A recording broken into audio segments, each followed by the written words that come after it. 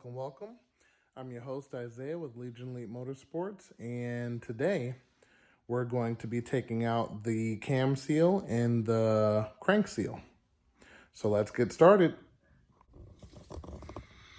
All right, so what we're gonna do, since there's not that much left of this guard, we're gonna take the remaining half off. So we have a 12 millimeter here and a little plastic clip here. So we're gonna pull that out. Gives us full access to the crank, and we'll take it from there. All right, so now that that is out of the way, first things first, I always want to crack this center nut loose first, before anything else. Before I set it in time, before I do any of that, I want to crack that nut loose. So how we're going to do that is we're going to put on a 1/2-inch ratchet right in the middle. And I hold the pulley still, and I hit it with a hammer counterclockwise, and it always cracks that nut loose. So there's no big issue with that. So we're gonna do that first. All right, so as odd as that may sound, popping this on here and hitting it this way with a hammer, it actually works and it is loose. So now that that's done, we're going to take off all of the accessory belts, covers, all of that good stuff. But before we do, we're gonna put this in time.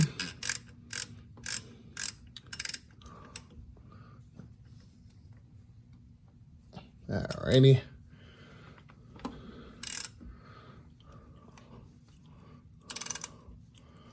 Alright.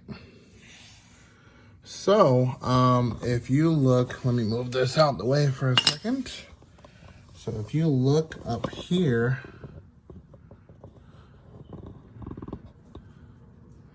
there's a timing mark there, and we're going to put it to TDC, which is top dead center. So let me see if I can get a better view.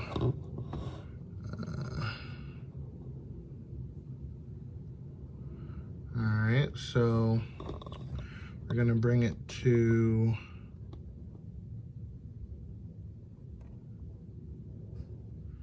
the T, which is top dead center, and there's a mark on the crankshaft that you're going to bring it to. And I apologize, I can't get the camera in there, but it looks like a slight V on the actual pulley, the closest pulley to the mark. And that's what we're gonna line it up with, and that will put us in top dead center. I'm gonna verify that with the cam, because it is in time currently, and we'll take it from there. And how you're gonna know it's in time is right down here. You're gonna line up a mark, which is a little V cutout on the crankshaft. You're gonna line that up to the T, which I can't get to currently, but you can kind of see where that's at. And then on the cam, you're gonna line it up. Let me show you. With the little mark here on the cam, and you're gonna line it up to this arrow. So, guaranteed it's on time. But, so once you put that in time, only thing you have to do now is loosen up your accessory belts, alternator belt. And once those are out of the way, you're gonna start to take off the cover to the timing belt. So we're gonna get to that, and Be back shortly. Okay, the first one we're going to take off is this power steering and AC. So you're going to take a 14 millimeter and just crack that loose so it moves right down there. Then you're going to take that 14 millimeter and loosen up the belt with that guy right there. And then the belt should come off. And then we're going to go to the alternator. You got a 12 millimeter there, 12 millimeter for the back, and you're gonna loosen the actual alternator on the bottom, right back here on the bottom. It should be a 14 millimeter open-ended wrench, and then that'll allow you to take the alternator belt off. Then at that point, we will move on. Okay, and just like that, all of the accessory belts are off. And now we're going to take this crankshaft pulley off. So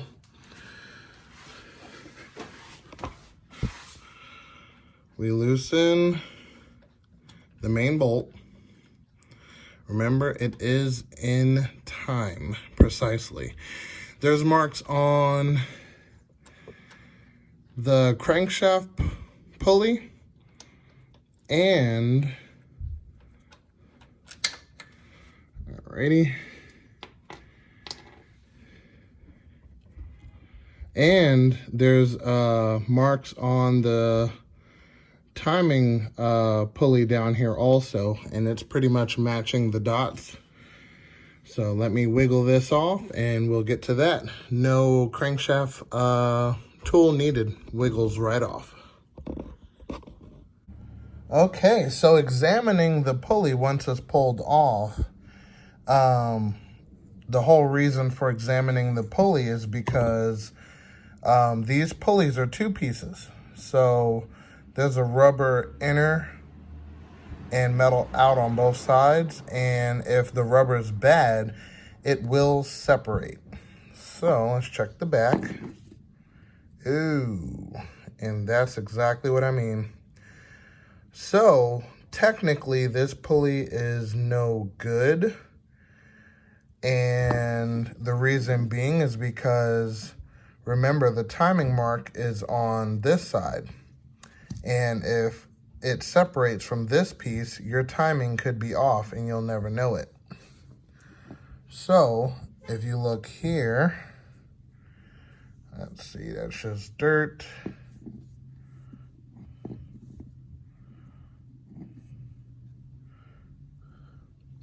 This is the timing mark right there. So if you have this happening, your timing could be off. A good way of checking is putting it on there and see if there's any flex or belt squealing. I mean, minus the oil, but yeah, that's not good. So I believe I have a good one from the spare motor over there. So we'll just easily swap that out and be good to go. All right, and next, you get a little bit of light on the subject. Oh, that's too much. All right, so next there's a tray here to keep everything separate. And then you can see there's a seal here that's no good. But using a flathead, you're gonna pick this piece out, and then you will see the actual belt. All right, so let me get that, and then we're gonna start taking off the bolts for the timing chain or timing belt cover and take it from there. Okay, so, and in order to get this cover off, you have to take off, there's a screw that goes under this pulley in that area, and it is attached to this guy right there. So you loosen both. This one here is not going to come all the way out. Neither do you need it to. So what we're going to do is you're going to take loose the 10 millimeter that is in this shaft. It goes all the way to there. Then on the bottom side, of course, you keep everything nice and organized so you know exactly where it goes. So that's that. 3 on the left, 3 on the right, and 1 in the middle. And then you'll be able to take the cover off.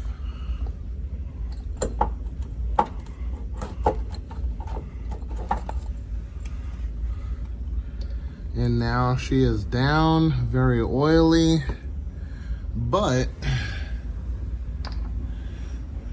now I can check all of the timing components, and wow, it is very filthy.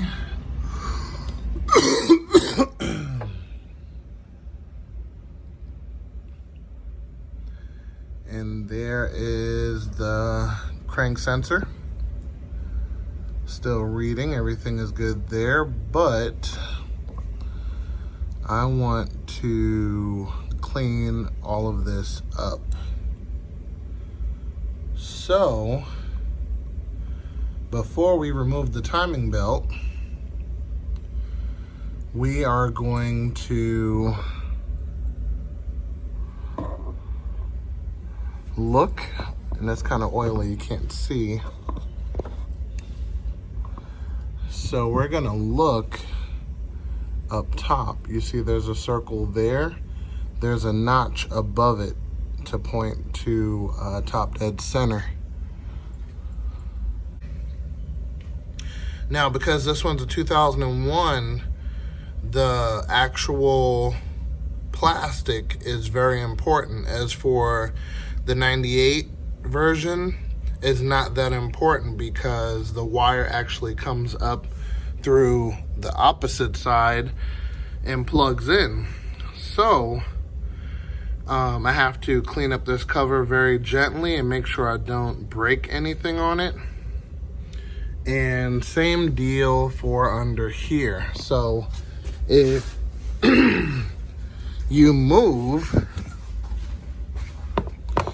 this out of the way, you could see on top here there's a dot which lines up to another dot up top. Better get an arrow, but it's a little dirty and you can't even see it. So we're going to clean all of this up, but before we do, we want to take off the cam gear first. So we're gonna address that. Let's take a quick peek. And then you could see the crank sensor right there, which plugs into the timing chain cover. So that's very important. And for the cleaning, we want to remove this sensor so it doesn't get water in it. And then we'll be able to pressure wash all of this area, and that should be good to go. Okay, so we removed the crank sensor. So if you have it out, you might as well replace it. And if you could see the notch on top, the circle versus the little bubble on top, that shows us on top dead center. And that is exactly the way you want it. But before we do anything else, this would be a good time to change your water pump, your tensioner over here, and everything, so you don't have to go back and do it again. Now, because we are building a racing motor, I'm not going to change the water pump or the idler pulley. I'm going to just clean it up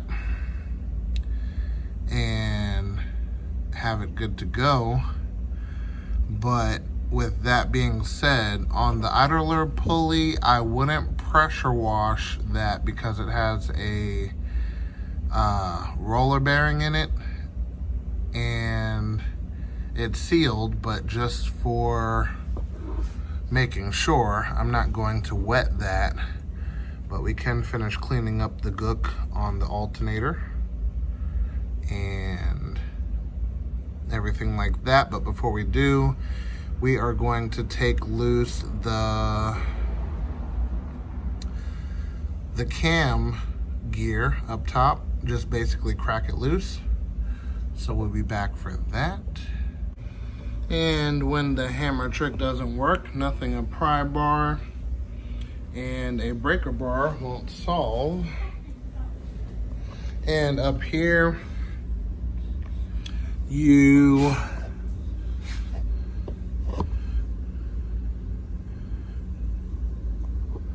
grab that nugget right there to hold the cam gear still. And bingo, it is loose. So that's that. Now we could put the engine back in timing because it does move when you're trying to crack that loose. That's why we didn't take off the belt, because we don't want to bend a valve from moving it independently. So that's that right there. And then, so I'm gonna put it back in time and take it from there. Okay, so now if you like, you can take a picture of your timing marks or whatever you need to remember where exactly they're at. And same deal down here. And now we're gonna loosen up the timing belt. And we're going to pop this bottom pulley off and the top pulley. And we are going to change both seals. Okay, and now to get the timing belt loose, it's a little oil and nasty, but you're going to take off the cover on this. You're gonna slide in a 12 millimeter and you're gonna crack it loose counterclockwise.